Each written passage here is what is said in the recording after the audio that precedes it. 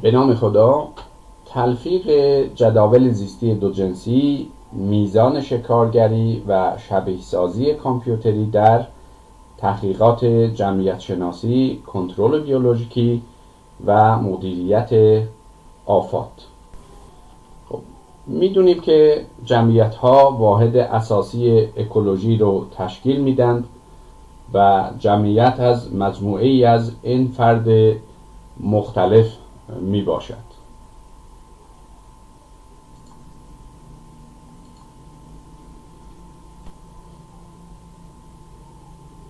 در تغییرات جمعیت مراحل مختلف حشره بایستی مورد توجه باشد.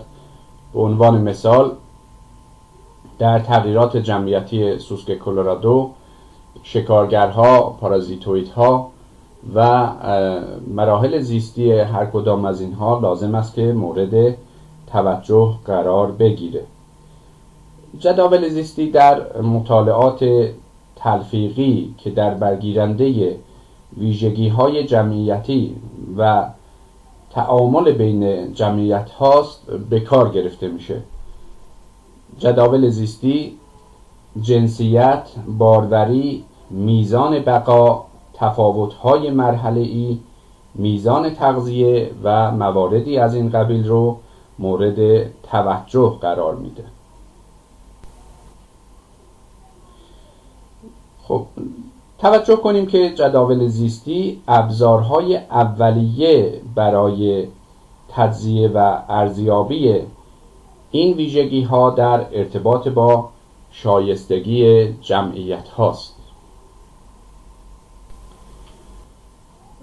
متاسفانه جداول زیستی در تحقیقاتی که در برگیرنده اکولوژی حشرات و مدیریت آفات هست، به دلیل ایرادات ذاتی که ناشی از جداول زیستی ویژه سنی ماده هاست نیز به کار گرفته میشه و اگر تفاوت مرحله‌ای و افراد نر از تجزیه و تحلیل ها حذف بشه، طراحی فرایند کنترل بیولوژیکی مؤثر به صورت دقیق و علمی ممکن نخواهد بود.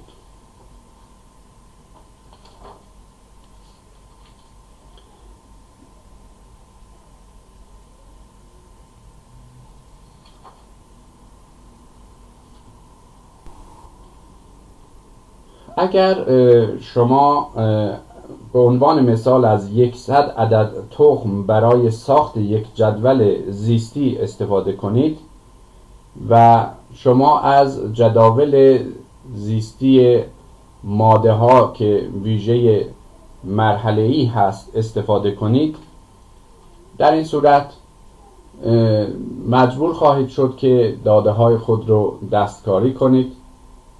جدول زیستی ویژه سنی ماده ها باعث حذف نرها از جمعیت خواهد شد.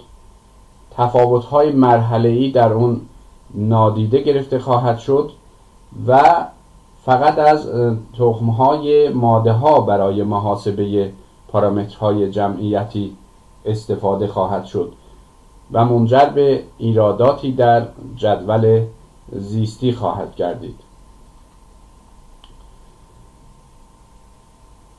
که ممکن است که اختلالاتی در محاسبه R0 و R0 به وجود آید، در حالی که اگر از جداول زیستی مرحله‌ای سنی دو جنسی استفاده کنیم، دستکاری داده ها وجود نخواهد داشت.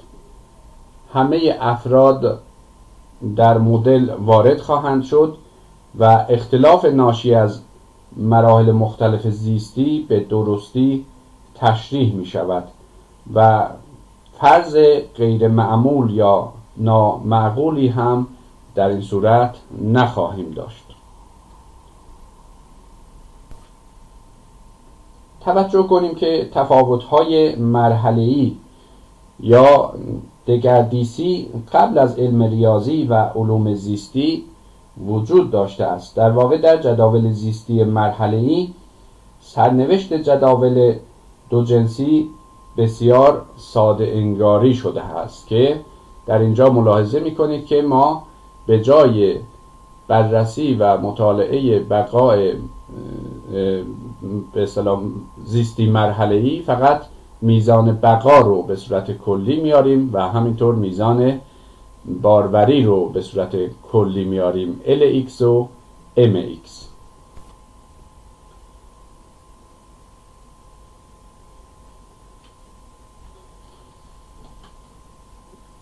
خب اشاره کنیم که جداول زیستی مبتنی بر ماده ها مشکلات ذاتی عدیده‌ای دارد. علاوه بر مواردی که در بالا اشاره شد، شما بین نرخ خالص تولید مثل یا R0 و میانگین باروری یعنی F رابطه صحیحی برقرار نخواهید کرد. اگر شما از اصطلاح سن مرحله کامل استفاده کنید، در این صورت ایرادات بیشتری به وجود خواهد اومد.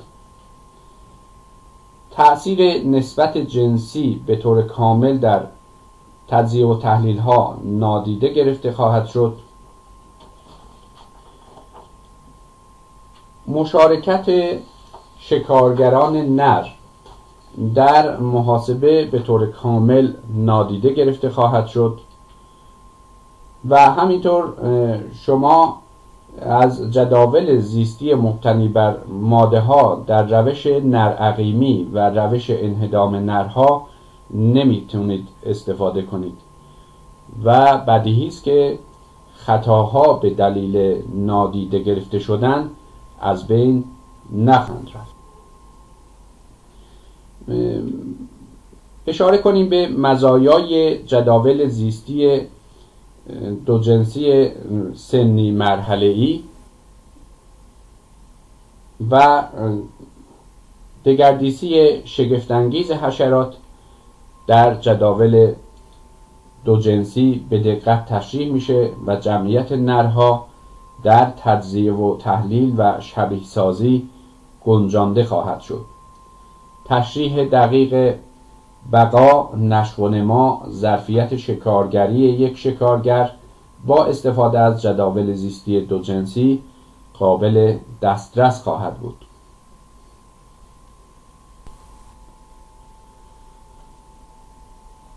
توصیف دقیقی از منحنی‌های بقا شامل LX، SXJ و باروری MX، FXJ به تفکیک مراحل زیستی قابل رؤیت و دسترس خواهد بود که ملاحظه می‌فرمایید میزان بقای سنی مرحله‌ای به تفکیک مراحل مختلف زیستی و همینطور باروری به تفکیک مراحل مختلف زیستی رابطه صحیح و محکمی بین نرخ خالص تولید مثل و میانگین باروری به دست خواهد اومد. در این رابطه ملاحظه می کنید R0 برابر NF بر N ضرب در F و این رابطه هم برای جمعیت دو جنسی و هم برای جمعیت بکرزایی قابل کاربرد دارد. مزایای متعدد دیگری هم برای جداول زیستی دو جنسی وجود دارد که شامل کاربرد صحیح آن در سیستم‌های تولید مثل انبوه عوامل کنترل بیولوژیک، روش نرعقیمی و انهدام نرها. اثر نسبت جنسی میتواند مورد توجه قرار گیرد. کاربرد صحیح روش بوتسترپ و تئوری چند جمله‌ای یا مولتی نومیال در این حالت امکان پذیر هست. اشاره کنیم که به دلیل اینکه تئوری پشتیبان کننده جداول زیستی دو جنسی سنی مرحله‌ای و تجزیه داده ها برای اغلب حشره‌شناسان مشکل هست، جناب پروفسور چی یک برنامه کاربرپسند طراحی کردند تا وقت محققین علاقمند ماها صرف تجزیه و تحلیل داده ها نشود و ضمن اینکه از اشتباهات متعدد هم پرهیز خواهد شد در این صورت. نحوه جمع‌آوری دیتای خام و آنالیز رو به طور مختصر ملاحظه. در جداول زیستی دو جنسی ما از تئوری چند جمله‌ای برای تجزیه داده ها و مدل سازی کامپیوتری استفاده می کنیم که مزایای مختلفی دارد، از جمله اینکه این تئوری یک قضیه ریاضیاتی است در حالی که بوتسترپ فقط یک شبیه سازی کامپیوتری است. علاوه بر این از آن برای محاسبه احتمال دقیق و واقعی بوتسترپ جداول زیستی استفاده می شود و همینطور این روش می تواند احتمال همگروه های بارور و غیر بارور رو در تجزیه و تحلیل ریسک و خطرات ردیابی کند.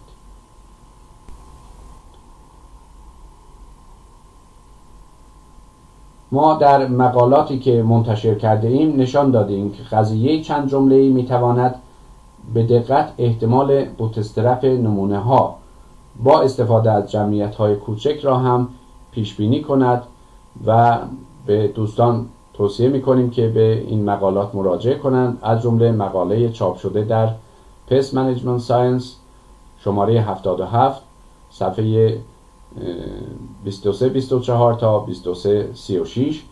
برای تشریح این نمودارها میتونن به این مقاله مراجعه کنند. و اما چرا و چگونه از جداول زیستی در مدیریت آفات استفاده کنیم؟ در کنترل بیولوژیکی ما نیاز داریم که میزان شکارگری شکارگرها و پارازیتیسم پارازیتوئیدها رو تعیین کنیم. همینطور در مدیریت در برنامه‌های کنترل آفات نیاز داریم که میزان خسارت یا مقدار تغذیه یک آفت رو مشخص کنیم. به دلیل اینکه اغلب حشرات و کنه‌ها حالت دو جنسی دارند و ساختار مرحله‌ای دارند، توجه به تغییرات بین مراحل و بین جنس‌های نر و ماده مهم و ضروری.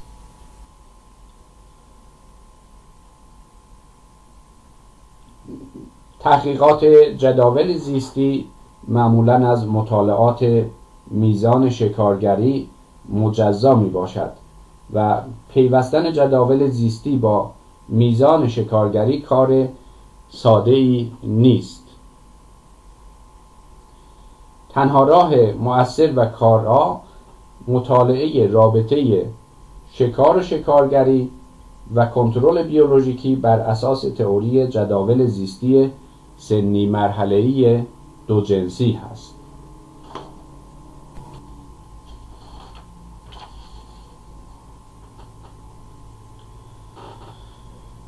از آنجایی که تئوری و آنالیز داده های میزان شکارگری بر اساس جداول زیستی سنی مرحله‌ای دو جنسی برای اغلب حشره‌شناسان دشوار هست، برنامه کامپیوتری کانسیوم را برای تجزیه میزان شکارگری شکارگرها، پارازیتیسم پارازیتوئیدها و میزان مصرف و تغذیه آفات گیاهی طراحی کردیم که در اون از پارامترهای مختلفی نظیر کای X میزان شکارگری ویژه سنی، کیوی پی میزان تبدیل جمعیت شکار به شکارگر، CSF یا میزان خالص شکارگری و اومگا میزان نرخ متناهی شکارگری و پسای میزان شکارگری پایدار استفاده می‌کنیم.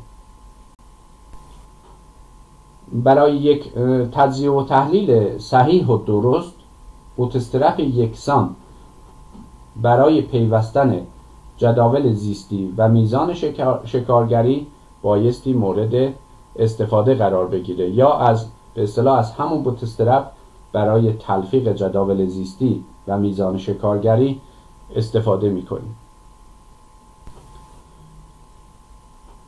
خب و اما چگونه میتوان کارایی کنترل دو عامل کنترل بیولوژیکی رو با هم مقایسه کرد، یا به عبارت دیگر کدام عامل بهتر هست؟ عامل کنترل بیولوژیکی که بیشتر مرگ و میر ایجاد میکنه یا عامل کنترل بیولوژیکی که سریعتر رشد میکنه؟ کدوم یکی میتونه بهتر عمل بکنه؟ نرخ متناهی شکارگری به همراه شبیه سازی کامپیوتری میتونه به ما در این مسیر کمک کنه تا میزان افزایش متناهی شکارگری، ساختار سنی پایدار و همینطور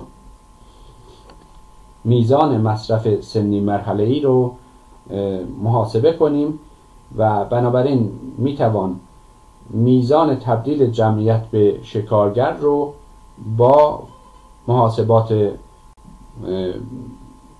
مختلف انجام.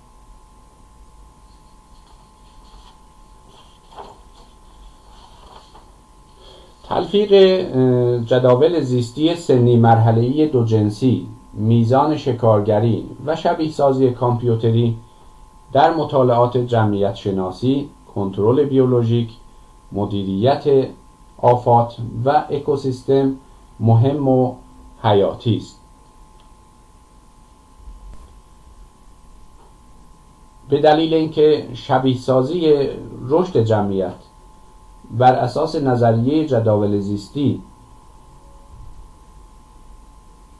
در حالی که میزان شکارگری و آستانه‌های اقتصادی را هم لحاظ کرده باشد برای اغلب حشره‌شناسان کار آسانی نیست، برنامه تایمینگ برای شبیه سازی کامپیوتری بر اساس داده‌های جداول زیستی و میزان شکارگری طراحی شده است که در اون جمعیت بر اساس رشد، نشو و نما، باروری و میزان مصرف مشخص میشه و با استفاده از فرمول‌های مختلف جمعیت آتی برآورد میشه.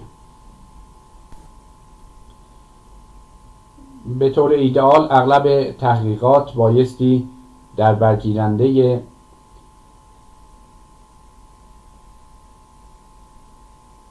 سطوح جمعیتی باشند یا روی سطوح جمعیتی متمرکز شوند تا اثرات کلی عوامل زیستی و غیر زیستی روی بقا، نشو و نما، تمایز مرحله‌ای و باروری و تولید مثل یک جمعیت مشخص گردد.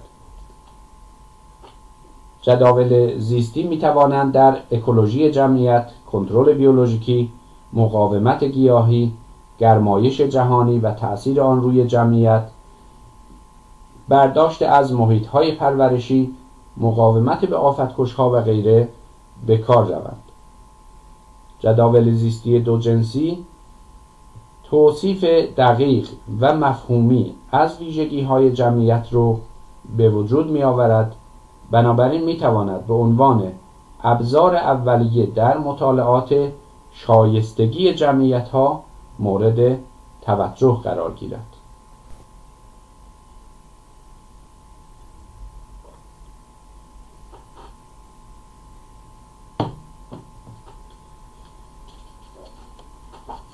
استفاده از نرم افزار دو جنسی، کانسیوم یا میزان تغذیه و تایمینگ بدون فهم تئوری میتواند خطرناک باشد، به دلیل اینکه این برنامه‌های کامپیوتری رایگان و کاربرپسند هستند و میتواند تعداد زیادی فایل رو برای تهیه اشکال و گراف ها و تجزیه آماری بیشتر تولید کند و کمک شایانی به انتشار مقالات علمی کند.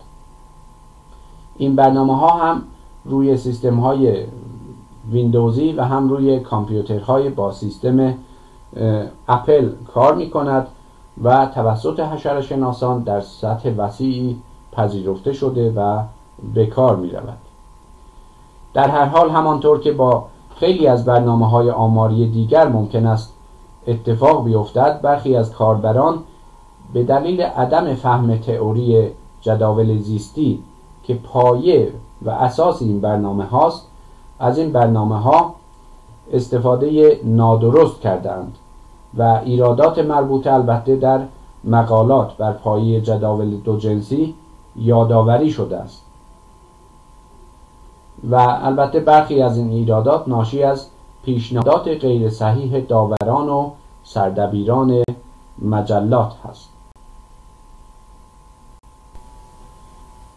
تعدادی از فایل ها با عنوان How to یا چگونه میتوان انجام داد در سایت برنامه ها قرار داده شده است که به شما کمک میکند. به منظور کمک به کاربران در سراسر دنیا، پروفسور چی فایل های متعدد و قابل دانلود چگونه انجام دهیم رو تهیه کردند و توصیه میشه که این فایل ها رو دانلود و فایل های مربوطه مطالعه گردد و این فایل ها در آدرس های زیر وجود دارند.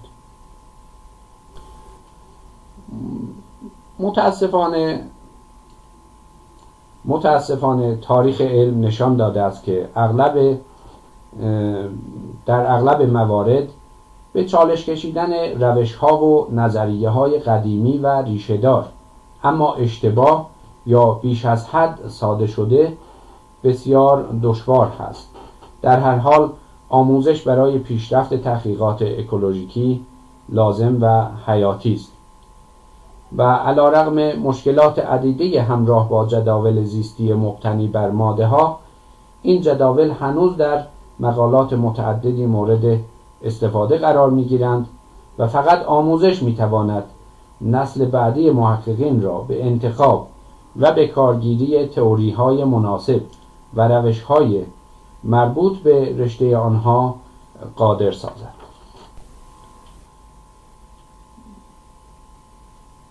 این مسئله ترکی رو میتوان بازگو کرد که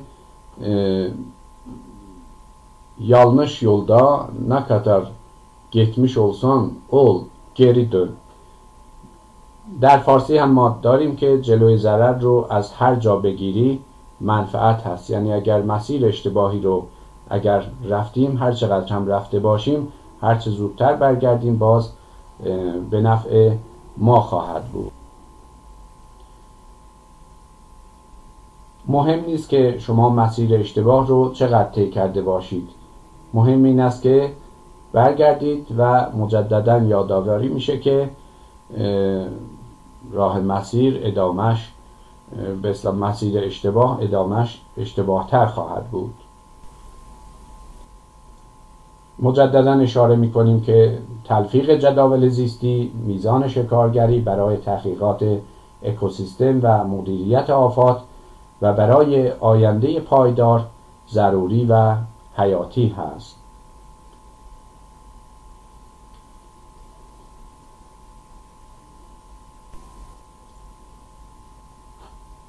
اشاره کنیم که به سمفونی اکوسیستم، انجام تحقیقات اکوسیستم شبیه نواختن یک قطعه موسیقی است.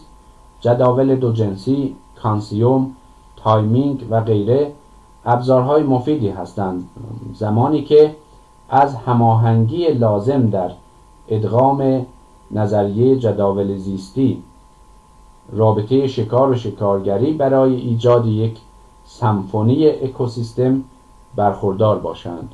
در غیر این صورت ممکن است که اشکال و ایراداتی وجود داشته باشد. بسیار متشکرم. موفق و سربلند باشید.